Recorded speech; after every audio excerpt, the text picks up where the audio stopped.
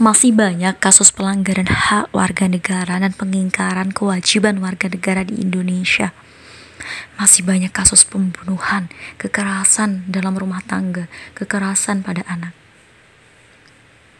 Ada yang sering melanggar rambu lalu lintas. Kalau lampu merah harusnya berhenti, justru dia ngegas. Pengennya nerabas, gak mau berhenti pada batas yang telah ditetapkan. Suka gak pakai helm, kalau ditanya lupa. Hal-hal kecil itu tinggalkan. Peraturan harus kita taati, bukan untuk dilanggar ataupun coba-coba untuk melanggar. Mari kita belajar mengenai kasus-kasus pelanggaran hak warga negara dan pengingkaran kewajiban warga negara.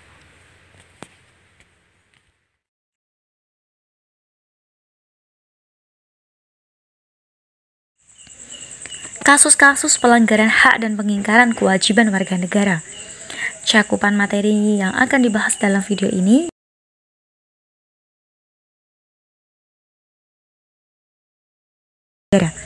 kita akan masuk dalam pembahasan pertama mengenai hak dan kewajiban warga negara. Makna hak warga negara.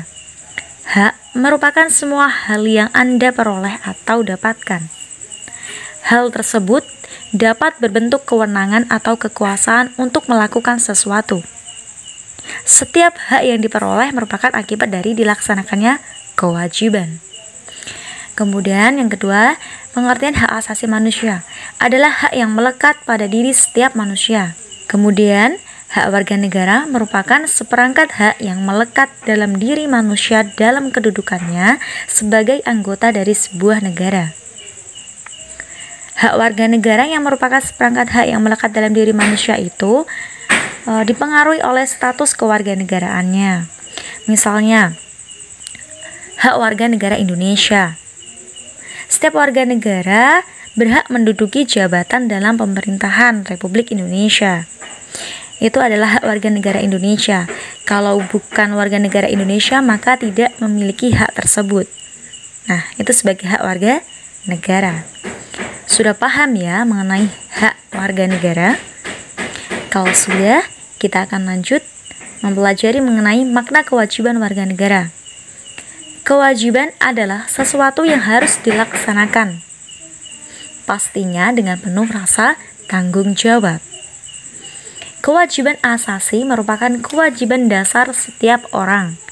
Sedangkan kewajiban warga negara dapat diartikan sebagai segala sesuatu yang harus dilakukan oleh seorang warga negara sebagaimana diatur dalam ketentuan peraturan perundang-undangan yang berlaku. Kewajiban asasi merupakan kewajiban dasar setiap orang. Kalau kewajiban warga negara itu dibatasi oleh status kewarganegaraan seseorang. Jadi sama seperti dengan hak warga negara, dibatasi oleh status kewarganegaraan. Jadi, hak dan kewajiban warga negara merupakan dua hal yang saling berkaitan. Keduanya memiliki hubungan kausalitas atau hubungan sebab akibat. Dari kewajiban muncul hak dan sebaliknya. Contoh ya, dari kewajiban muncul hak. Seorang pekerja atau buruh di suatu pabrik, dia akan mendapatkan upahnya ketika dia telah melaksanakan kewajibannya sebagai seorang karyawan. Sudah selesai bekerja, baru bisa mendapatkan haknya. Nah, itu dari kewajiban muncul hak. Kalau contoh dari hak kemudian muncul kewajiban, misalnya setiap orang di Indonesia berhak mendapatkan pendidikan. Dan kemudian diatur lagi bahwa setiap orang wajib mengikuti pendidikan dasar. Nah, jadi dari hak itu muncul juga kewajiban. Berhak mendapatkan pendidikan tapi juga harus wajib mengikuti pendidikan dasar. Sudah paham ya mengenai hak dan kewajiban warga negara?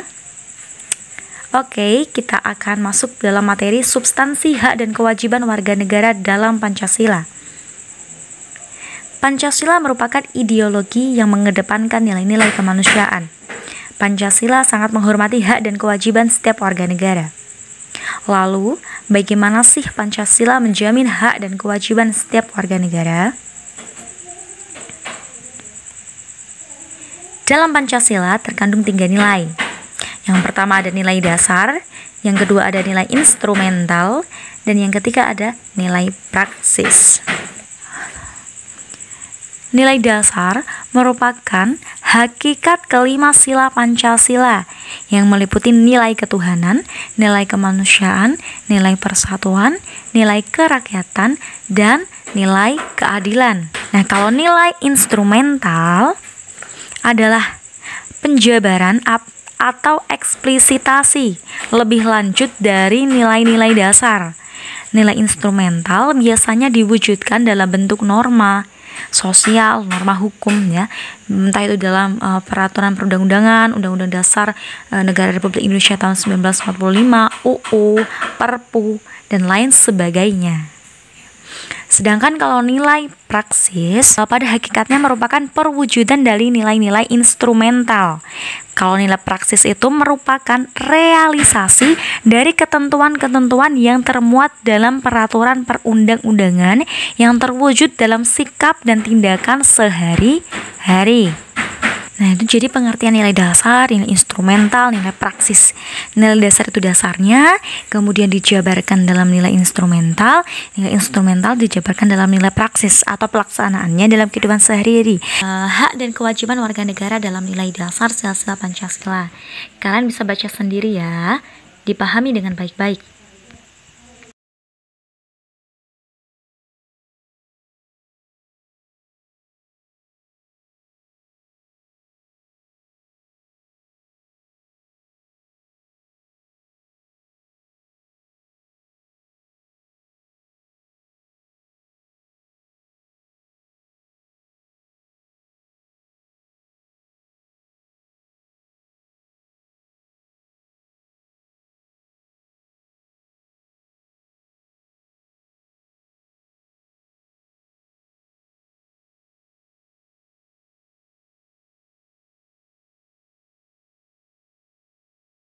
Yang kedua, hak dan kewajiban warga negara dalam nilai instrumental sila-sila Pancasila.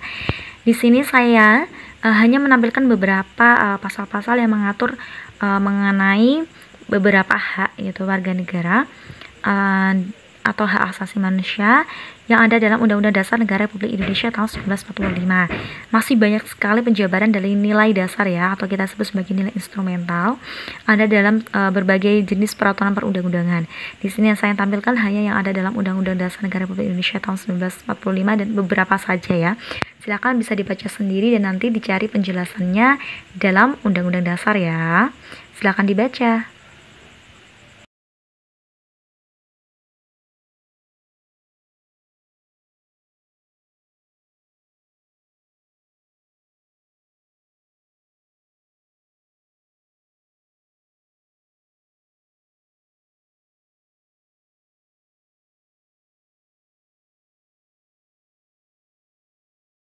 Nah, kalau yang ketiga ini, hak dan kewajiban warga negara dalam nilai praksis sila-sila Pancasila. Tadi saya sudah katakan bahwa nilai praksis itu merupakan bentuk penjabaran dari nilai instrumental atau pelaksanaannya. Jadi dalam sikap dan tindakan kita sehari-hari ya. Nah, di situ ada sikap positif yang ditunjukkan dari beberapa sila, mulai dari sila pertama, kedua, nanti ada sila ketiga, 4, dan 5. Silakan dibaca.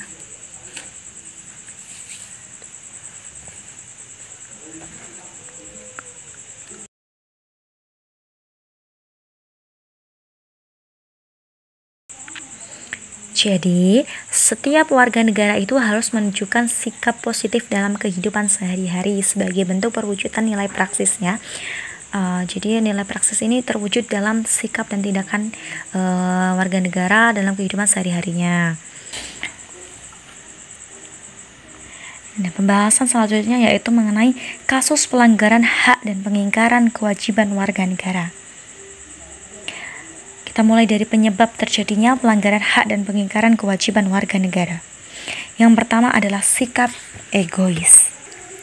Karena sikap ini akan menyebabkan seseorang itu selalu menuntut haknya, sementara kewajibannya sering diabaikan. Seseorang yang mempunyai sikap seperti ini akan menghalalkan segala cara agar haknya itu bisa terpenuhi, meskipun caranya tersebut dapat melanggar hak orang lain. Kemudian yang kedua adalah rendahnya kesadaran berbangsa dan bernegara. Hal ini akan menyebabkan pelaku pelanggaran berbuat seenaknya. Pelaku tidak mau tahu bahwa orang lain pun mempunyai hak yang harus dihormati. Sikap tidak mau tahu ini berakibat muncul perilaku atau tindakan penyimpangan terhadap hak dan kewajiban warga negara. Yang ketiga, sikap tidak toleran. Kemudian yang keempat adalah penyalahgunaan kekuasaan. Kemudian yang kelima ada ketidaktegasan aparat penegak hukum. Dan yang terakhir adalah penyalahgunaan teknologi. Nanti kalian tugasnya adalah mencari pengertiannya. Ya. Banyak sekali di buku dan internet. Kita lanjut mengenai kasus pelanggaran hak warga negara. Pelanggaran terhadap hak warga negara bisa kita lihat dari kondisi yang saat ini terjadi. Misalnya, proses penegakan hukum yang masih belum optimal. Kasus salah tangkap ya, kasus salah tangkap. Kemudian perbedaan perlakuan oknum aparat penegak hukum terhadap para pelanggar hukum dengan dasar kekayaan atau jabatan masih terjadi ya.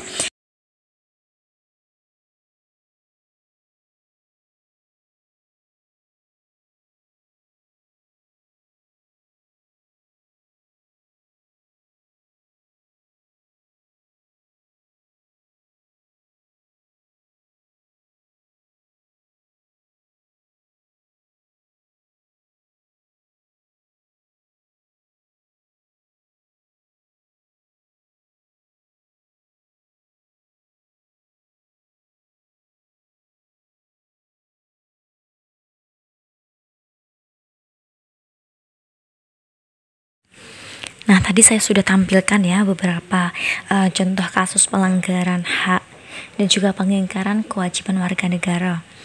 Kemudian kita akan masuk dalam materi terakhir, yaitu mengenai penanganan pelanggaran hak dan pengingkaran kewajiban warga negara. Jadi ada upaya pencegahan dan juga upaya penanganan. Upaya pencegahan merupakan suatu tindakan yang dilakukan untuk mencegah agar tidak terjadinya suatu pelanggaran, atau dimaksud dengan tindakan preventif. Yang pertama adalah supremasi hukum dan demokrasi harus ditegakkan.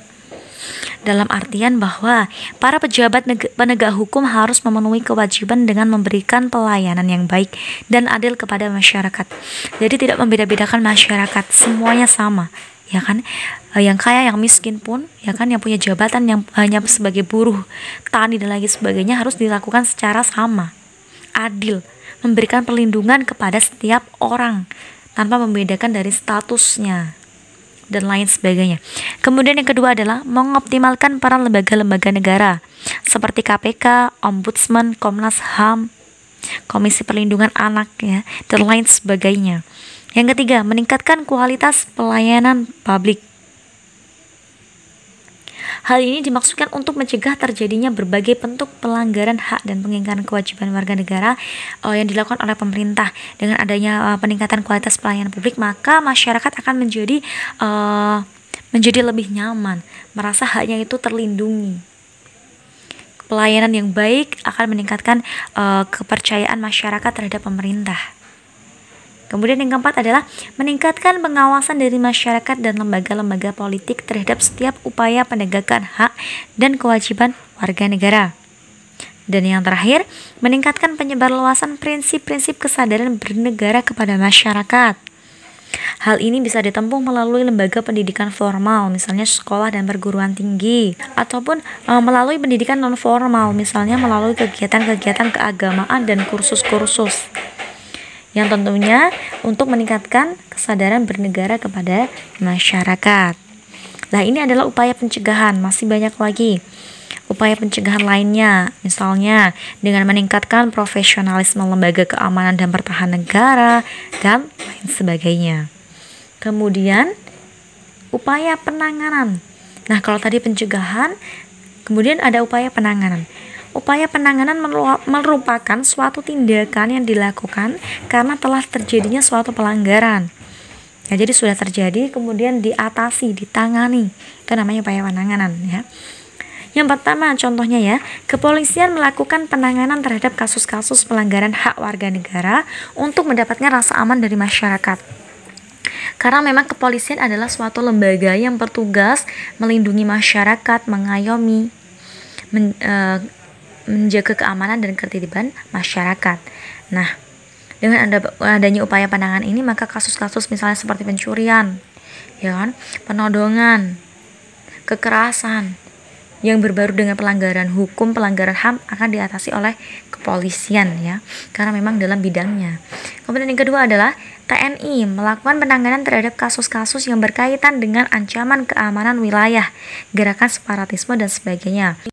Kemudian yang ketiga adalah KPK melakukan penanganan terhadap kasus-kasus korupsi dan penyalahgunaan keuangan negara. Dan yang terakhir adalah lembaga peradilan melakukan perannya untuk menjatuhkan vonis atau mengadili atas kasus pelanggaran hak dan pengingkaran kewajiban warga negara. Nah, bahwa upaya pencegahan dan penanganan pelanggaran hak dan pengingkaran kewajiban warga negara yang dilakukan oleh pemerintah tidak berhasil kalau tanpa didukung oleh sikap dan perilaku warga negaranya yang mencerminkan penegakan hak dan kewajiban warga negara. Nah, jadi materi ini sudah selesai. Cukup sekian, cekap semanten. Terima kasih buat teman-teman semua. Materi yang saya sampaikan begitu singkat.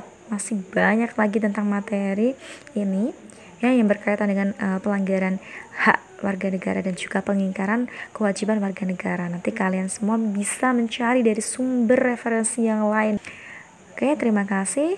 Wassalamualaikum warahmatullahi wabarakatuh.